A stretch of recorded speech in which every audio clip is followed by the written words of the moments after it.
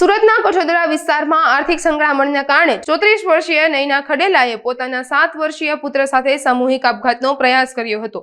દૂધમાં ઝેરી દવા ભેળવીને બાળકને પીવડાવ્યા બાદ નયનાબેને પોતે પણ દવા પી લીધી હતી। ઘટનાની જાણ થતાં બંનેને તાત્કાલિક ખાનગી હોસ્પિટલમાં ખસેડવામાં આવ્યા હતા। ત્યાંથી વધુ સારવાર અર્થે નયનાબેનને સિવિલ હોસ્પિટલમાં ખસેડવામાં આવતા તેનું સારવાર દરમિયાન મોત નીપજ્યું હતું, જ્યારે દીકરાની હાલ ખાનગી હોસ્પિટલમાં સારવાર ચાલી રહી છે।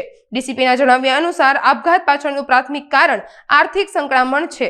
लसकाना पुलिस स्टेशन में कठोदरा गांव में मामा देव मंदिर के पास एक सामूहिक आपघात के प्रयास का बनाव बना है। इसमें ऐसा है कि माँ और एक बच्चा है। माँ की उम्र 34 ईयर से 34 साल और बच्चे की उम्र 7 साल है। माँ ने खुद ही सेल्फोस जहर पिया और बच्चे को दूध में मिला के जहर को दिया। फिर दोनों को हॉस्पिटल लेके जाया गया और लेकिन इसमें माँ की डेथ हो गई और बच्चे ने अपने डाइंग डिक्लेरेशन में ये बोला कि उसको माँ ने जहर पिलाया है। इसमें हमने एक एक्सीडेंटल डेथ और एक 307 के तहत फरियाद दाखिल कर रहे हैं और बाकी तपास चालू है कि किसी ने इसको फोर्सफुली या फिर इस तरह से तो नहीं पिलाया।